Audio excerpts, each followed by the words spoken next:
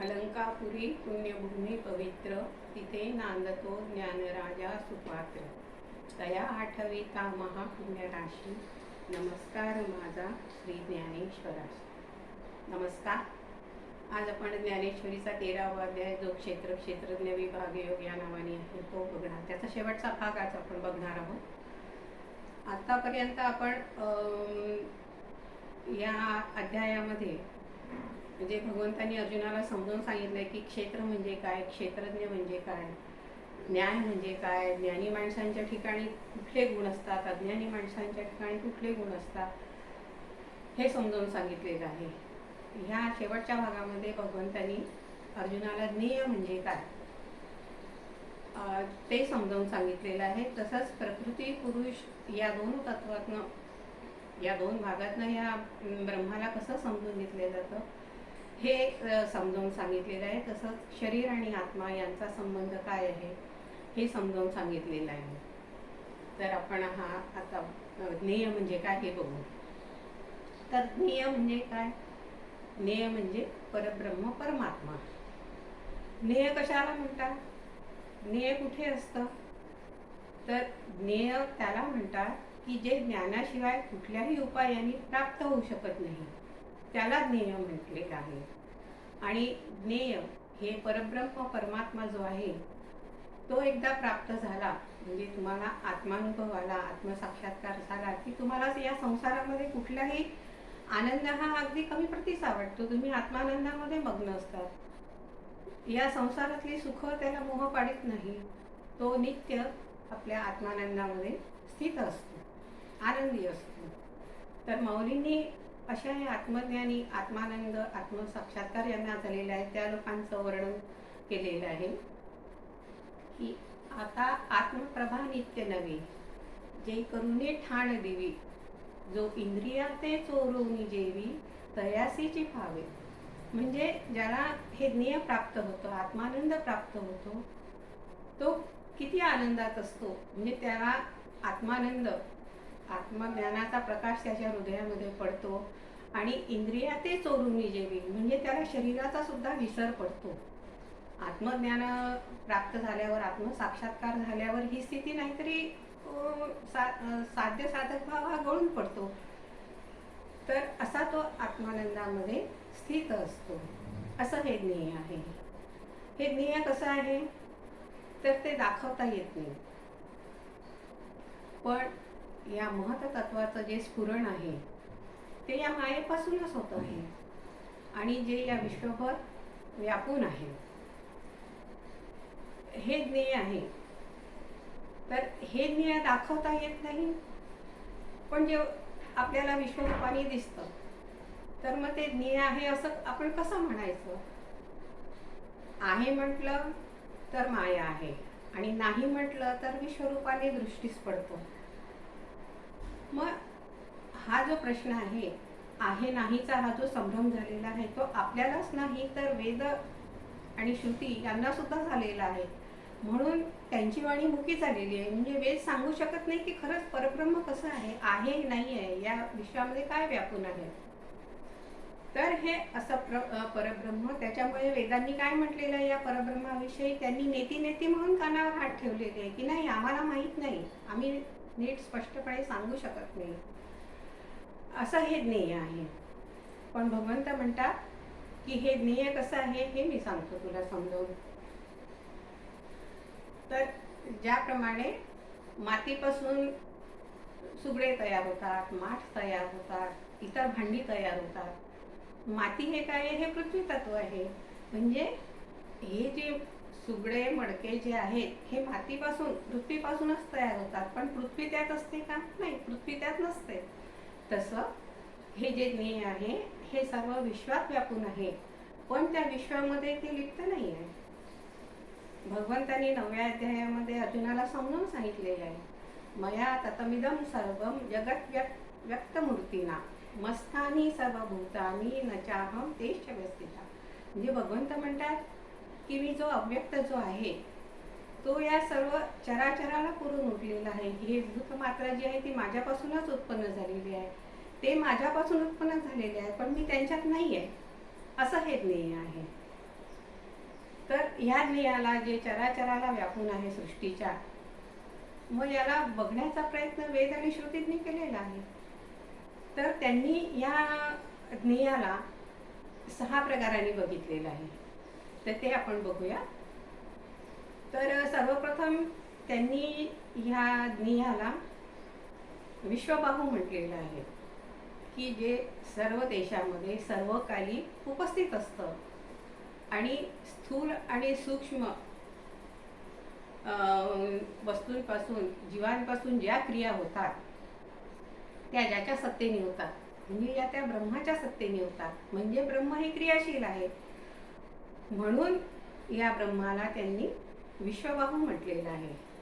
नंतर ह्याला म्हटलेलं आहे विश्वांघ्री. विश्वांघ्री म्हणजे काय, की जे सर्व देशात सर्वकाली उपस्थित आहे आणि जे चलनवलन करत आहे. असं नाही आहे की ते एका देशामध्ये फिरत आहे, एका देशामध्ये थांबलेलं आहे, किंवा ते तिथे थांबल्यावर इकडे चालतं, असं काही नाही. ते सर्व देशात एकाच वेळी चलनवलन करत आहे, म्हणून त्याला विश्वांघ्री म्हटलेलं आहे. विश्वांघ्री याचा अर्थ आहे की ज्याला सर्वत्र पाय आहे, असं हे ज्ञेय आहे. नंतर त्याला म्हटलेलं आहे विश्वचक्षु. आता सूर्याचे डोळे आपण कधी बघितले आहे का? नाही. पण सूर्याच्या प्रकाशामध्ये हे जग, त्याचा प्रकाश झाला की हे जग चलनवलन करतं.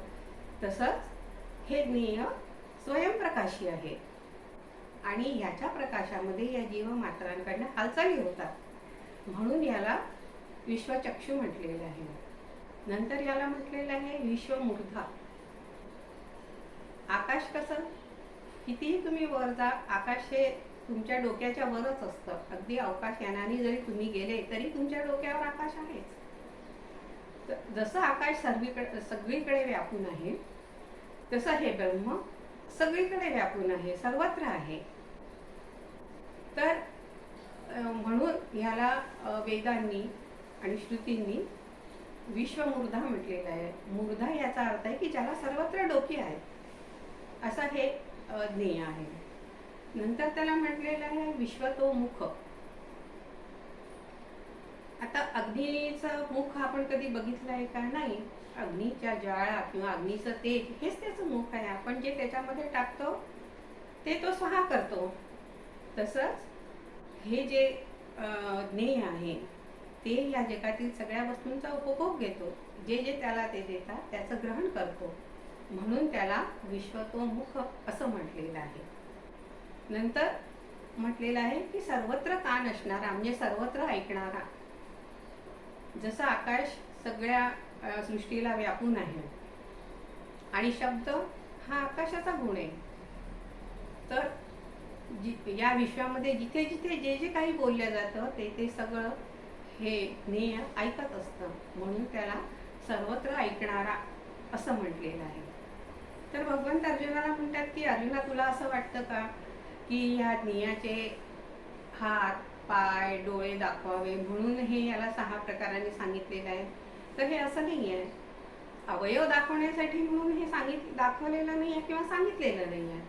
तर या ज्ञेयाची व्यापकता किती आहे हे दाखवण्याचा हा प्रयत्न आहे.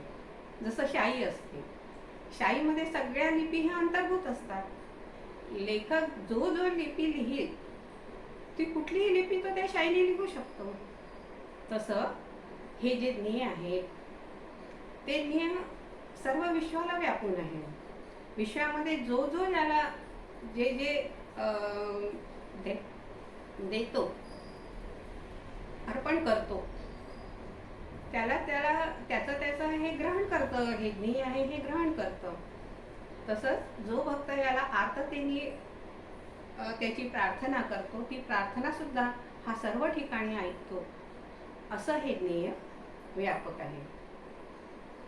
मग भगवंत म्हणतात की अर्जुना, आता तुझ्या मनात हा पुन्हा प्रश्न निर्माण होईल की जर हे ज्ञेय सर्व जगामध्ये एकच आहे, व्यापून आहे, तर मग याच्या ठिकाणी व्याप्त आणि व्यापक हा भाव कसा? तर भगवंत म्हणतात की शिष्याला या ज्ञेयाचं यथार्थ ज्ञान व्हावं म्हणून हा व्याप्त व्यापक भाव सांगितलेला आहे. शास्त्रांनी सुद्धा हा व्याप्त व्यापक भाव मान्य केलेला आहे. तो याच्यासाठी की गुरु शिष्य परंपरा ही चालू राहावी. तर हे सुद्धा माऊली उदाहरण देऊन समजावून सांगतात की जसं हिशोब लिहिताना बाकी जर काही उरलं नाही तर आपण तिथे शून्य एक वर्तुळ काढतो, शून्य काढतो. तसं हे ज्ञेय दाखवायचं असेल, ज्ञेय म्हणजे जे अद्वैत आहे, एकच आहे, ते ज्ञेय जर दाखवायचं असेल तर आपल्याला त्याच्यासाठी द्वैताचा आधार घ्यावा लागतो. जसं की द्वितीयेची म्हणजे अमावास्येनंतर जो पहिला दिवस येतो त्या दिवसाची किंवा द्वितीयेची चंद्रकोर आपल्याला दिसते का नाही, ती खूप अस्पष्ट असते. पण जेव्हा आपण ती दाखवायचा प्रयत्न करतो आपल्यासोबत जो असेल त्याला, तेव्हा आपल्याला एखाद्या झाडाच्या फांदीचा आधार घ्यावा लागतो किंवा एखाद्या घराच्या छताचा आधार घ्यावा लागतो की हे बघ तू या दिशेने सरळ बघ म्हणजे तुला ती चंद्रकोर दिसेल. तसं हे ज्ञेय अद्वैत आहे, हे एकच आहे हे दाखवण्यासाठी ह्या द्वैताचा आपल्याला उपयोग करावा लागतो. तर हे द्वैत म्हणजे ही गुरु शिष्य परंपरा आहे. गुरुच आपल्याला हे ब्रह्म एकच आहे, अद्वैत आहे हे सांगू शकतात. म्हणून वेदांनी आणि श्रुतींनी हा जो गुरु शिष्य परंपरेचा अद्वैत मार्ग आहे याला द्वैत ओळखण्यासाठी हा राजमार्ग आहे असं मान्य केलेलं आहे. आता भगवंत त्याला अर्जुनाला हे ज्ञेय कसं व्यापक आहे हे समजावून सांगतात आहे. तर ते आपण बघू की हे ब्रह्म जसं आकाश सगळीकडे पोकळीमध्ये भरून असतं, वस्त्रामध्ये तंतू असतात, कापरामध्ये सुगंध भरलेला असतो, तसं हे ब्रह्म सर्वांचं आदी कारण असून सर्वांमध्ये एकच असतं. जे आकार आणि वर्ण निरनिराळे आपल्याला दिसतात ते सगळे भास असतात. कारण की हे जे ज्ञेय आहे ते मायेच्या उपाधीने विश्वरूप धारण करत असतं. ते विश्वरूप मायेच्या उपाधीने होतं पण ते मायेमध्ये नसतं.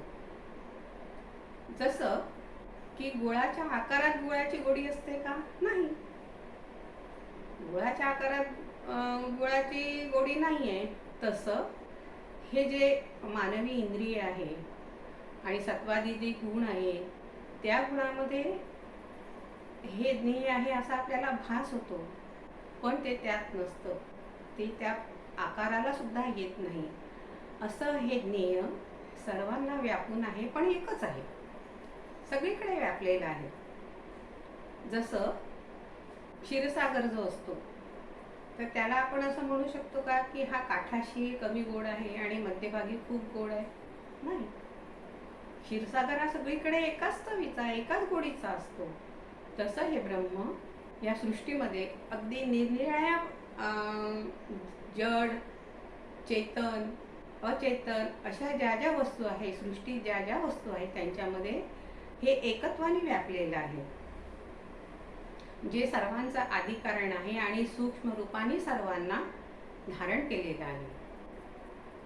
जसं की हे शरीरात हे ज्ञेय हे शरीरातही आहे आणि शरीराच्या बाहेरही आहे, ते जवळही आहे आणि दूरही आहे. म्हणजे की सगळीकडे जे जे काही भूतमात्र आहे त्याच्यामध्ये हे व्यापून आहे.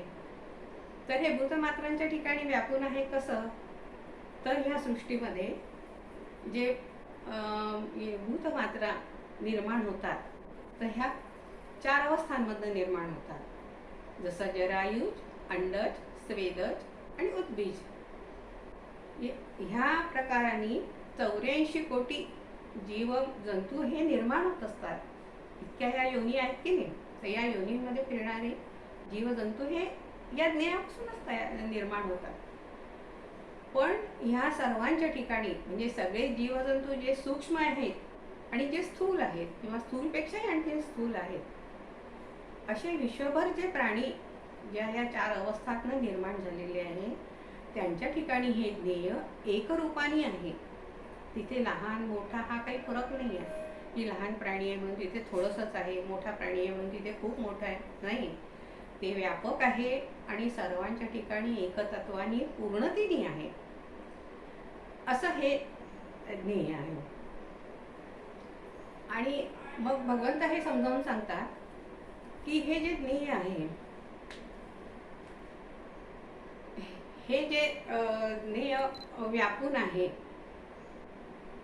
तर मग ह्या ह्या ज्या भूतमात्रा उत्पन्न होतात त्यांना आधार कशाचा?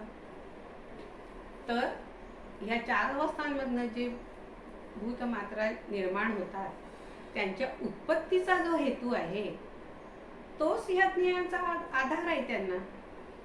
जसं शरीराच्या ठिकाणी आपण बघतो की बालपण येतं, तरुणपण येतं, नंतर वृद्धपण येतं, शरीर याचा आधार आहे. तसंच प्रातःकाळ, मध्यान्हकाळ आणि सायंकाळ हे आकाशामध्ये येतात आणि जातात. आकाशाला काही फरक पडतो का? नाही. तसं हे उत्पत्ती, स्थिती आणि लय हे कुणाच्या आधाराने होतात? हे ज्या आधाराने होतात हे प्रकृतीच्या आधाराने होतात. म्हणजे उत्पत्ती, स्थिती, लय यांची सगळी कार्य ही या अव्यक्त अशा प्रकृतीमध्ये विलीन होतात आणि प्रकृती म्हणजे शून्य आहे, काहीच नाही आहे. तर हे शून्यरूपी जी प्रकृती आहे ती कुठे विलीन होते? तर ती या ज्ञेयात विलीन होते. तर श्रुती आणि वेदांनी ही जी प्रकृती शून्य आहे ते ज्या शून्यामध्ये विलीन होतं त्याला महाशून्य म्हटलेलं आहे. तर असं हे ज्ञेय म्हणजे महाशून्य ज्ञेय आहे, जे सर्वांना व्यापून आहे, जे शून्य अशा प्रकृतीला सुद्धा आपल्यात सामावण्याचं त्याच्यात सामर्थ्य आहे. मग नंतर असा प्रश्न पडतो की हे ज्ञेय हे काय कार्य करतं, याचं सामर्थ्य काय आहे? तर भगवंत हे अर्जुनाला समजावून सांगतात की ही जी सृष्टी चालते आहे ही काही अशीच आपल्या मनाने चालत नाहीये. याचं नियंत्रण करणारा एक आहे, ज्याच्या शिस्तीमध्ये ही प्रकृती चालते आहे. नियम आहेत काही काही. तर माऊलींनी छान ओव्यांमध्ये हे जे ज्ञेयाच्या सामर्थ्याचं किंवा कर्तृत्वाचं वर्णन केलेलं आहे ते खूप सुंदर आहे. ते आपण बघूया.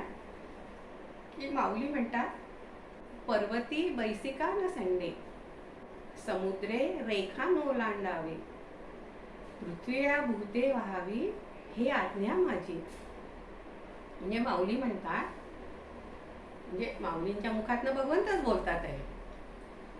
तर भगवंत म्हणतात अर्जुनाला की अरे हे जे चल अचल असे पर्वत आहेत, पर्वती बैसिका न संडावी, हे अचल असे उभे आहेत, युगानुयुगापासून उभे आहेत, कारण त्यांना माझी आज्ञा आहे की तुम्ही असं स्थित उभं राहायचं आहे.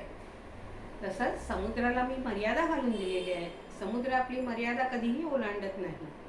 तसंच ही जी पृथ्वी आहे तिला मी आज्ञा केलेली आहे की या पृथ्वीवर जे जे भूतप्राणी निर्माण होतील, ज्या ज्या वस्तू असतील त्यांचं पालन पोषण तू करावं. हे सगळं माझ्या आज्ञेने होत आहे. पुढे माऊली आणखीन छान ओवी सांगतात की म्या बोलता वेदू चाले, म्या चालता सूर्य चाले, म्या हालविता प्राणू हाले, जो जगासी चालविया. म्हणजे भगवंत म्हणतात की ह्या वेदांमध्ये हे वेद जे ज्ञान सांगतात आहे त्या वेदांना ज्ञान हे मी सांगितलेलं आहे, त्याच्यामुळे हे बोलतात आहे. वेदातलं ज्ञान हे सुद्धा माझं ज्ञान आहे. आणि म्या चालविता सूर्य चाले, सूर्य चंद्र नक्षत्र हे जे चालतात आहे ते माझ्या आज्ञेमुळे माझ्या सत्तेने चालतात आहे. नियमित अगदी न चुकता हे आपापलं मार्गक्रमण करत असतात, ते त्या परब्रह्माच्या सत्तेने. तसंच यांच्या ठिकाणी जे तेज आहे, सूर्याच्या ठिकाणी तेज, चंद्राच्या ठिकाणी तेज, नक्षत्र तारका यांच्या ठिकाणी तेज, अग्नीच्या ठिकाणी जे तेज आहे ते ह्यांचं स्वतःचं तेज नाही आहे, ते माझं तेज आहे, मी यांना ते तेज प्रदान केलेलं आहे. तसंच मी हालविता प्राणू हाले, म्हणजे या विश्वातली, या सृष्टीतली जी जीवसृष्टी आहे, त्यांचं जे चलनवलन आहे ते माझ्या सक्तीने होतं, माझ्या आज्ञेने होतं. कोणी कसं, कुठे, केव्हा, कधी काय करायचं हे सगळं ठरवणारा मी आहे. अरे, झाडाचा एक क्षुल्लक पान सुद्धा माझ्या आज्ञेशिवाय खाली पडत नाही, अशी माझी ही सत्ता आहे. पण अर्जुना, तुला एक सांगू का? म्हणजे भगवंत एक खेद व्यक्त करतात आहे, अगदी सुंदरपणे व्यक्त करतात आहे, तो आपण बघूया.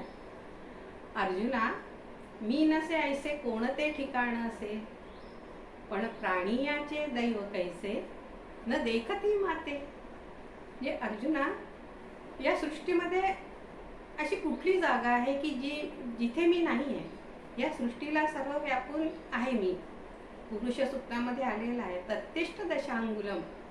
म्हणजे या पृथ्वीला, या सृष्टीला व्यापून मी 10 बोटं आणखीन उरलेलाच आहो. असं हे ब्रह्म, असं हे ज्ञेय जे आहे ते मी या सृष्टीला व्यापून आहे. तरी ह्या प्राणींचं दैव म्हणजे यांचं नशीब कसं आहे रे? मी त्यांच्यासमोर विश्वरूपाने इतका प्रत्यक्ष उभा आहे, पण ते मी आहे नाही या संभ्रमातच आहे, असं भगवंत अर्जुनाजवळ बोलून दाखवतात आहे. कारण की ते हे सर्वांमध्ये व्यापून आहे. आणि ह्या सृष्टीमध्ये जी सगळ्यात मुळातली मूळ वस्तू आहे त्याचंही मूळ हे ज्ञेय आहे, जे अतिशय जुनं, जी जुनी वस्तू म्हणता येईल त्याच्याहूनही जे जुनं आहे, जे ज्ञान आहे त्या ज्ञानाच्या ठिकाणी ज्ञान, बुद्धीच्या ठिकाणी बुद्धी, डोळ्याच्या ठिकाणी डोळा, हाताच्या ठिकाणी हात, पायाच्या ठिकाणी पाय, जे जे म्हणून आहे त्याच्याही पूर्वी मी आहे. असं मी हे सर्व जगताला व्यापून आहे. आणि अशा या मला ब्रह्माला बघण्याचा जो प्रयत्न करतात ज्ञानी लोक, तेव्हा त्यांच्या ठिकाणी, कारण मी अद्वैत आहे, तर त्यांच्या ठिकाणी द्वैत अद्वैत हा भावच नसतो. असणे नसणे माहीतच नसतं त्यांना. जिथे अनुभव घाबरा होतो आणि तो नष्ट होतो, त्यामुळे जो त्यांनी मला बघण्याचा प्रयत्न करतो, अनुभवण्याचा प्रयत्न करतो, तो अनुभव घेणारी वस्तू म्हणजे मी, अनुभव घेणाऱ्याचा अनुभव आणि अनुभव घेणारी व्यक्ती या अवस्थाच नाहीशा होतात. आणि जिथे द्वैत नाहीसं होतं, जिथे शब्द मावळतात, जिथे ज्ञान लोप पावतं आणि सगळे व्यवहार हे बंद होतात, त्या ठिकाणी अशी अवस्था येते की द्रष्टा दृश्य दर्शन याची प्रचिती येते त्या साधकांना, म्हणजे त्या ज्ञानी लोकांना, जे हे या ज्ञेयाला बघण्याचा प्रयत्न करत आहेत. कारण नुसतं ज्ञान होऊन, दर्शन होऊन हे आत्मज्ञेय हे जे आहे आत्मज्ञान, आत्मसाक्षात्कार हे प्राप्त होत नाही. ज्ञेय नुसतं दिसतं, नुसतं दिसून उपयोगाचं नाही आहे. तर जेव्हा ज्ञान, ज्ञेय, ज्ञाता ही त्रिपुटी एकत्र येते आणि जेव्हा अहम ब्रह्मास्मी हा त्याचा भावही नाहीसा होतो, तिथे हा ज्ञानी मी ब्रह्म आहे हे सांगण्यासाठी सुद्धा उरत नाही. त्याला जे सांगायचं असतं तेच तो होऊन जातो. म्हणजे जेव्हा साधक या ज्ञेयापर्यंत पोहोचतो तेव्हा त्याचा साध्य साधक भावही हा गळून पडतो. असं हे ज्ञेय म्हणजे मी आहे. आणि असे ही साधकांची कसोटी लागल्यावर ते माझ्याशी ब्रह्मरूप होतात, की जिथे द्वैत अद्वैत भाव नाहीसा होतो, जिथे ब्रह्म एकतत्वानीच असतं. असं हे ब्रह्म भगवंताने अर्जुनाला सांगून सांगितलेलं आहे. तर हे असं हे जे ज्ञेय आहे ते 4 प्रकाराने भगवंतानी अर्जुनाला समजावून सांगितलेलं आहे. की पहिलं त्यांनी क्षेत्र म्हणजे काय, क्षेत्रज्ञ म्हणजे काय,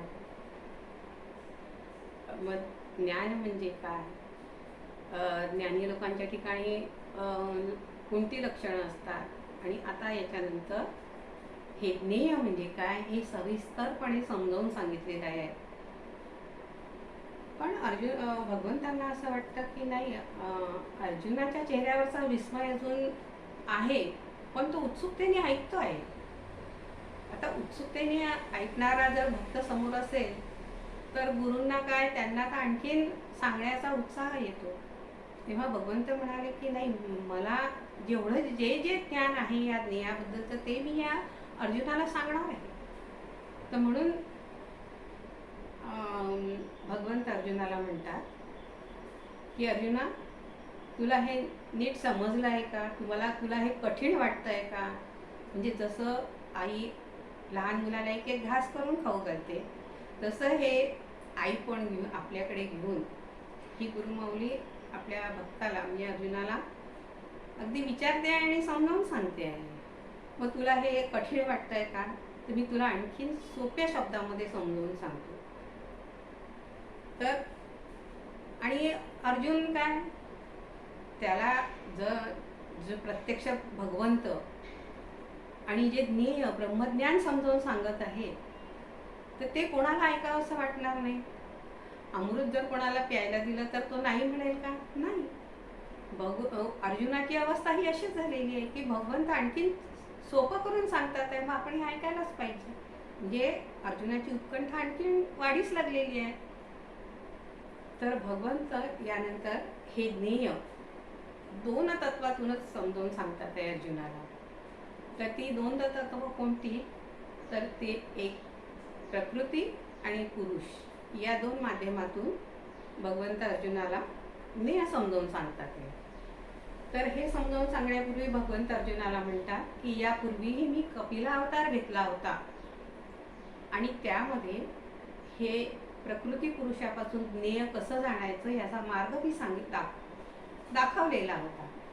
त्या मार्गाला हे योगी सांख्य मार्ग म्हणून ओळखतात. तर असं हे ब्रह्मज्ञान मी पूर्वी प्रकृती पुरुषाच्या माध्यमातून समजावून सांगितलेलं आहे, ते मी तुला आता समजावून सांगतो.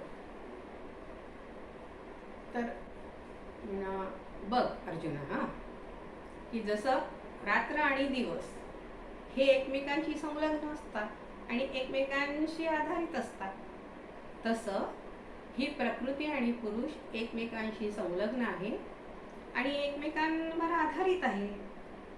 म्हणजे प्रकृतीशिवाय पुरुष नाही आणि पुरुषाशिवाय प्रकृती नाही. तर ही प्रकृती म्हणजे क्षेत्र समज आणि हे जे क्षेत्रज्ञ आहे ते म्हणजे पुरुष असं समज. म्हणजे याच्यातनं ज्ञेय काय आहे ते तुला समजावून सांगता येईल. तर जेव्हा प्रकृती आणि पुरुष एकत्र येतात तेव्हा त्यापासून हे विश्व निर्माण होतं. तर ह्या क्षेत्रज्ञाला पुरुष का म्हटलेलं आहे? प्रश्न पुन्हा निर्माण आहे अर्जुनाच्या मनामध्ये. तर भगवंत सांगतात की पुरुष म्हणजे काय, याला पुरुष का म्हटलेलं आहे? तर ज्याच्या सत्तेचा कधी लय होत नाही, जो या विश्वाचा आधार आहे, ब्रह्मांडाचा जो सूत्रधार आहे, म्हणून त्याला पुरुष म्हटलेला आहे. आणि हा पुरुष कसा आहे? तर हे जे तत्व आहे हे स्त्री आहे, पुरुष आहे की नपुसक आहे हेही सांगता येत नाही. बरं, त्याला अवयवही नाही आहे. जरी पुरुष असला तरी त्याला कुठलेच हात, पाय, नाक, डोळा, कान काहीच नाही आहे आणि तो उदासीन आहे. म्हणजे त्याला कशाचाही उपभोग घ्यायचा नाही आहे, त्याला कुठे जायचंही नाही आहे, तो कोणाकडे तो दिसतही नाही आणि कोणाकडे बघतही नाही. पण हा प्रकृतीचा आधार आहे. प्रकृती याच्या आधाराने आपला विश्व पसारा मानते आहे. असा हा पुरुष आहे. मग हा पुरुष झाला. आता प्रकृती कशी आहे? तर प्रकृतीचं वर्णन इतकं सुंदर आहे की माऊली म्हणतात की ही जी प्रकृती आहे ना, ही प्रकृती म्हणजे ह्या पुरुषाचं प्रतिबिंब आहे. जी पुरुषाची या शक्ती आहे आणि जी माया आहे. प्रकृती ही 2 प्रकारची आहे, एक सूक्ष्म प्रकृती आणि दुसरी स्थूल प्रकृती. तर सूक्ष्म प्रकृती म्हणजे जी जडाच्या ठिकाणी जीवभाव उत्पन्न करते तिला सूक्ष्म प्रकृती म्हटलेलं आहे. जडाच्या ठिकाणी जीवभाव उत्पन्न करणारी म्हणून हिला जीवभूता असं सुद्धा म्हणतात, जी सूक्ष्म आहे, अदृश्य आहे. आणि दुसरी स्थूल प्रकृती, जी स्थूल आहे, जड आहे, जी पंचमहाभूत मन बुद्धी अंतःकरण ह्या 8 म्हणजे 8 तत्वांपासून बनलेली आहे, म्हणून तिला अष्टधा प्रकृती असं म्हणतात. तर जेव्हा सूक्ष्म प्रकृती आणि स्थूल प्रकृती स्वेच्छेने एकत्र येतात, तेव्हा या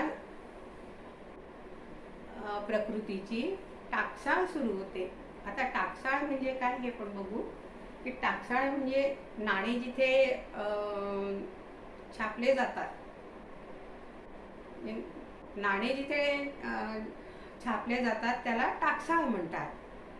तर तिथे कसं साचे तयार असतात, त्या साच्यातनं हवे तितके नाणे आपल्याला आपण पाडून घेत असतो त्याच्यापासून. तसं ही स्थूल आणि सूक्ष्म प्रकृती जेव्हा एकत्र येतात, तेव्हा या विश्वामध्ये प्राणी मात्रेंची टाकसाळ सुरू होते. कशी? तर जे आपण पूर्वी बघितलेलं आहे की जरायुज, अंडज, उद्भज आणि स्वेदज अशा या 4 भागांमधनं या 84 कोटी जीवांची निर्मिती होत असते. तर ही निर्मिती प्रकृतीपासून होत असते.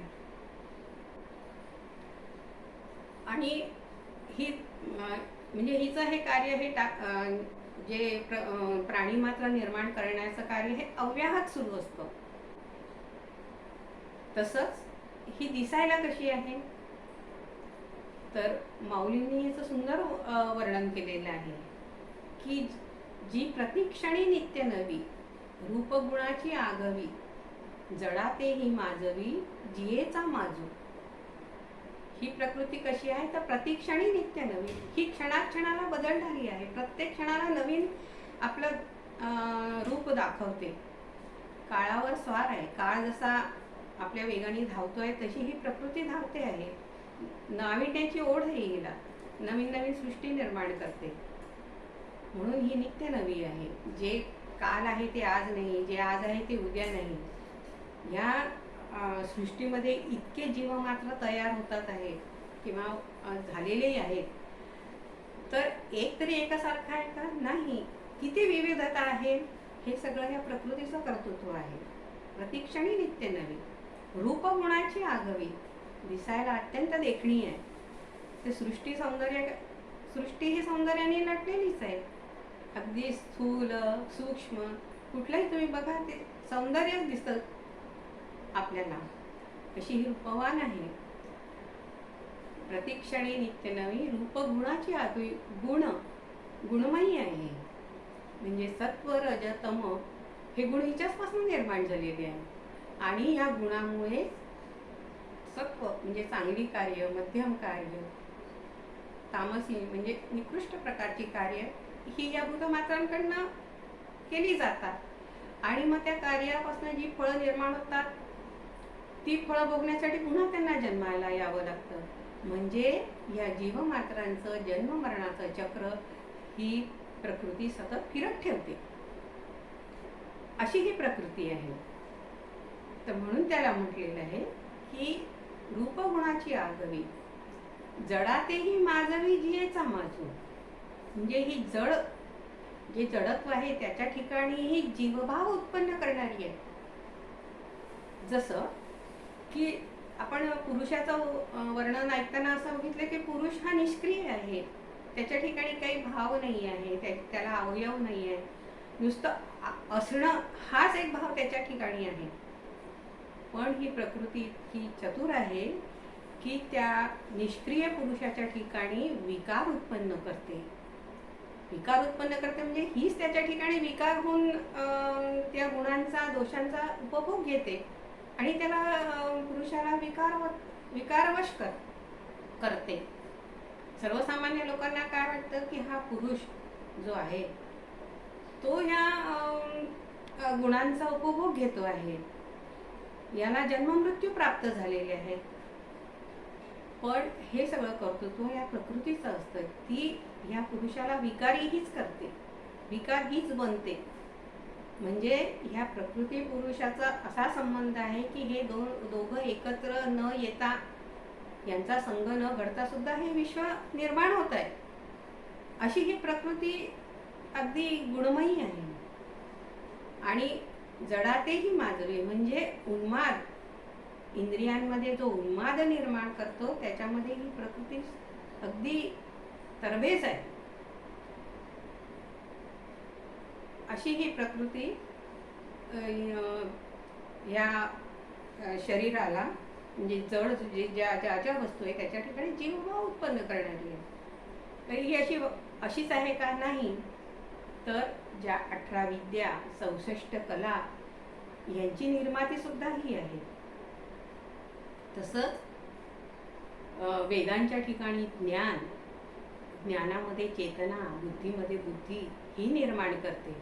निरनिराळे जे छंद आहेत ते छंद हिच्यापासून निर्माण होतात. तसंच की जे मन आहे, जे नपुसक आहे, पण त्या मनालाही ती त्रिभुवनामध्ये फिरवून आणते. त्या मनामध्ये भ्रम निर्माण करते, मोह निर्माण करते. इंद्रियांमध्ये विकार, वासना, अमर्याद निर्माण करते. त्याचाच हा सगळा विश्वभर पसारा आणि खेळ हिचा सुरू असतो. तसंच मुख्य म्हणजे की ही जीवभावामध्ये द्वैतभाव निर्माण करते. जसं की मूळ ज्ञेय आहे, पण ही त्या ज्ञेयाला म्हणजे त्या आत्मरूपाला शरीरापासून वेगळं करते. त्या दोघांच्या मध्ये ही पडदा म्हणून राहते. जसं मोतीबिंदू झालेल्या व्यक्तीच्या डोळ्यावर एक पडदा येतो, त्याच्यामुळे त्याला समोरची वस्तू काही दिसत नाही. तसं आत्मा आणि शरीर यांच्यामध्ये ही प्रकृती, ही माया, ही आपला पडदा म्हणून तिथे उपस्थित असते. त्यामुळे जो स्वयंभू आत्मा आहे त्याचं तेज निस्तेज होतं, तो दिसतच नाही. हे सगळं कर्तृत्व ह्या प्रकृतीचं आहे. अशी ही जीवाच्या ठिकाणी द्वैतभाव निर्माण करणारी आहे. तसंच अहंकाराच्या कुशलतेवर ती या सगळ्या जगाला पेलून धरते. हे हिचं कर्तृत्व आहे. अशी ही गुणमयी रूपवान प्रकृती ह्या पुरुषाची पतिव्रता म्हणून नांदते, की जी शून्य आहे, जी माया आहे, जी खोटी आहे. पण ह्या पुरुषावर जी वरचढ चढते त्याचं तेज, हिचे इतके ह्या गुण अवगुणांचे त्याच्यावर पटल चढतात की जो मूळ स्वयंप्रकाशी असलेला ज्ञेय ते निस्तेज होतं. जसं की अमावस्येच्या दिवशी चंद्र आपल्याला दिसतो का? नाही, तो तेजस्वी असतो, पण छायेमुळे तो झाकला जातो. तसं ह्या ज्ञेयाचं तेज या प्रकृतीमुळे कमी होतं, निस्तेज दिसतो तो. मग या पुरुषाचं या प्रकृतीच्या ठिकाणी काय महत्व आहे किंवा काय आहे? तर भगवंत माऊली सांगतात, माऊलींच्या मुखातून भगवंतच बोलतात आहे की जसं जुईचा वेल असतो, तर त्याची नीट वाढ व्हावी, तो नीट फुलावा म्हणून आपण तिथे एक खांब रोवतो आणि तो त्या खांबाच्या आधाराने वाढतो. तसं हे जे ब्रह्म आहे, हा जो पुरुष आहे, ह्या प्रकृतीचा तो आधार आहे. प्रकृती या पुरुषाच्या आधाराने वाढते, बहरते, हा विश्वपसारा मांडते, हा खेळ खेळते विश्वामध्ये. पण जेव्हा ती थकते तेव्हा हे सगळं विश्वपसारा ती आपल्यामध्ये आवरून घेते, आपल्यात सामावून घेते. आकाशादी तत्व ही आपल्यात सामावून घेते आणि त्या पुरुषाच्या ठिकाणी ही विलीन होते. म्हणजे जे शून्य आहे ते महाशून्यात विलीन होतं. असं हे पुरुष जो निष्क्रिय जरी असला तरी या ब्रह्मांडाचा तो सूत्रधार आहे, ह्या विश्वाचा आधार आहे. असं हे पुरुषतत्व आहे. असं हे भगवंतांनी अर्जुनाला प्रकृती आणि पुरुष हे याच्यातनं ज्ञेय हे समजावून सांगितलेलं आहे. आणि जे ज्ञानी हे समजतात की प्रकृती ही पुरुषापासून पूर्णपणे भिन्न आहे, तेच खरे ज्ञानी असतात. तर भगवंत अर्जुनाला म्हणतात की अर्जुना, तू घाई करू नकोस ना या ब्रह्माविषयी आपलं पूर्ण मत तयार करायची, कारण मला तुला आणखीन काही सांगायचं आहे. आणखीन काय सांगणार भगवंत? तर शरीर आणि आत्मा, कारण हे ब्रह्मतत्व जे आहे ते आत्मरूपाने शरीरातही आहे. आता ते शरीरामध्ये आहे म्हणजे शरीराचे जसं प्रकृतीच्या गुणांचा दोष हा त्या पुरुषालाही लागतो, तो निस्तेज होतो, तसंच ह्या शरीरामध्ये हा आत्मा जो आहे हा राहतो. हे आत्मतत्व रूपाने जे ब्रह्म राहतं ते दूषित होतं का काय, असा प्रश्न तुझ्या मनामध्ये निर्माण होईल. तर तू आत्ताच ब्रह्माविषयी आपलं मत तयार करू नको. आणखीन एक महत्त्वाचा विचार मी तुला सांगतो. तर भगवंत अर्जुनाला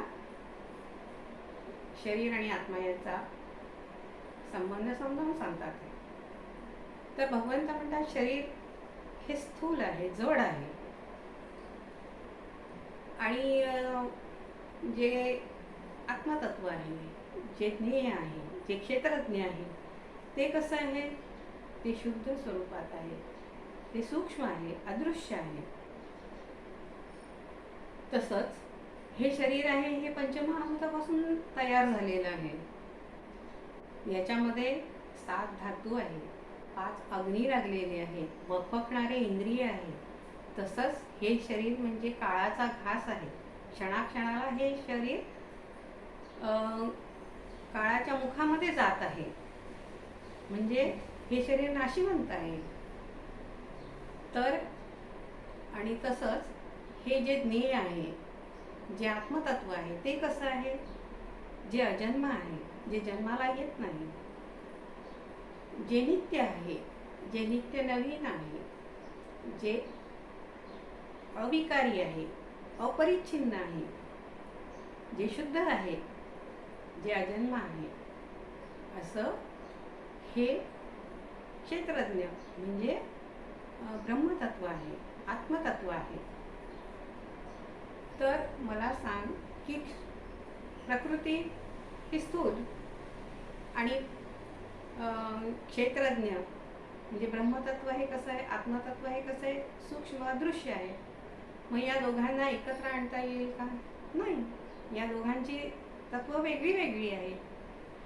जसं की आपण वाळू आणि वारा यांची गाठ घालू शकतो का, गाठ मारू शकतो का आपण? नाही. कापूस आणि दोरा जर आपण एका दोऱ्यात ओवतो म्हटलं, कापूस आणि अग्नी आपण दोऱ्यात ओवतो म्हटलं तर ओवता येईल का? नाही ओवता येणार. तसंच जसं उजेड अंधार, जिवंत मनुष्य मेलेला मनुष्य यांचा परस्परांशी काहीही संबंध नसतो, तसं हे शरीर आणि आत्मा यांचा तसा परस्पराशी काहीही संबंध नसतो. आत्मतत्व हे साक्षी रूपाने फक्त शरीरात असतं, पण ते शरीरापासून होणाऱ्या कुठल्याही कर्मामध्ये, कर्मफळामध्ये, सुखदुःखामध्ये कशातही ते सहभागी होत नाही. जसं की आपण घरामध्ये रात्र झाली की दिवा लावतो, त्या दिव्याच्या प्रकाशामध्ये चांगली कर्म होतात आणि वाईटही कर्म होतात. चांगली कर्म झाली म्हणून दिवा काय त्यांना शाबासकी देतो का, किंवा वाईट कर्म केली त्याला शिक्षा करतो का? नाही. तो फक्त साक्षीभूतानी असतो. तसं या शरीराकडनं जी काही चांगली वाईट कर्म होतात त्या कर्मामध्ये हा आत्मा लिप्त होत नाही. तो शुद्ध स्वरूपात आणि अलिप्त असतो, जो चेतनारूपाने असतो, जो या शरीराला चेतना पुरवत असतो. शरीरातली चेतना निघून गेली तर शरीर जड शरीर आहे, ते काहीच करू शकणार नाही. म्हणजे हे परस्पर विरोधी असूनही ते परस्परांच्या सानिध्याने राहतात. असं हे शरीर आणि आत्मा म्हणजे की ज्याच्या ठिकाणी जीवभाव नाही आहे, पण जे भूतमात्रांच्या ठिकाणी ज्याच्याशी संबंधित आहे, ज्याच्याशिवाय ते ज्याच्या ठिकाणी चालना येऊ शकत नाही, चलित होऊ शकत नाही, असं हे तत्व जे जाणतात ते खरे ज्ञानी असतात. मग हे जे तत्व जाणून घेतात ज्यांना हे ब्रह्मतत्व जाणून घ्यायचं असतं ते कोणी तपाचरणाने, कोणी योगाभ्यासाने, कोणी गुरूंच्या सेवेतून, कोणी भक्तिमार्गाने जाणून घेण्याचा प्रयत्न करतात. तर भगवंत म्हणतात की अर्जुना, असे कितीतरी ज्ञानी लोक असतात की ज्यांना हे ब्रह्मतत्व समजून घ्यायची इच्छा त्यांच्या मनात खूप असते आणि ते प्रयत्नशील असतात. पण जेव्हा ते हा जो ब्रह्माकडे येण्याचा मार्गाने येत असतात तेव्हा त्यातलं काठिण्य पाहून अर्धे अधिक ते आधीच गळून जातात. ते नाही जाऊ शकत, नाही पोहोचू शकत. पण जे निर्धाराने जाण्याचा प्रयत्न करतात ते रिद्धी सिद्धी, इंद्रपद आणि स्वर्गसुख या मोहाला बळी पडून तेही सुद्धा माघारी परततात. नंतर जे योगी असतात, जे योगाभ्यासाने अगदी ब्रह्मतत्वापर्यंत आम्ही पोहोचू असा ज्यांना विश्वास असतो ते जेव्हा या योग मार्गाचं काठिण्य पाहतात आणि जे आपल्या आवाक्याच्या बाहेरचं आहे असं तेव्हा जाणतात, तेव्हा ते तो योगाभ्यास अर्ध्यामध्ये टाकून सुद्धा हे योगी निघून जातात, सोडून जातात. म्हणजे की माझ्यापर्यंत येणारा असा या हजारो लोकांमधून एकटच म्हणजे एखाद दुसरा ज्ञानी हा माझ्यापर्यंत येऊन पोहोचू शकतो. आणि अशा ज्ञानी भक्ताला बघण्यासाठी मी हातात दिवा घेऊन त्यांची वाट बघत असतो, शोधत असतो त्यांना की असा ज्ञानी माझा कुठे आहे, या सगळ्या विश्वाच्या गर्दीत कुठे माझा असा ज्ञानी मला मिळेल. आणि जेव्हा तो मला भेटतो अगदी सगळ्या ज्ञानाने परिपूर्ण असलेला, त्याच्या ज्ञानावरून मी माझं ज्ञान हे ओवाळून टाकतो आणि त्याला डोक्यावर घेऊन नाचतो. असं हे ब्रह्म, असं हे ज्ञेय आहे. अशा प्रकारे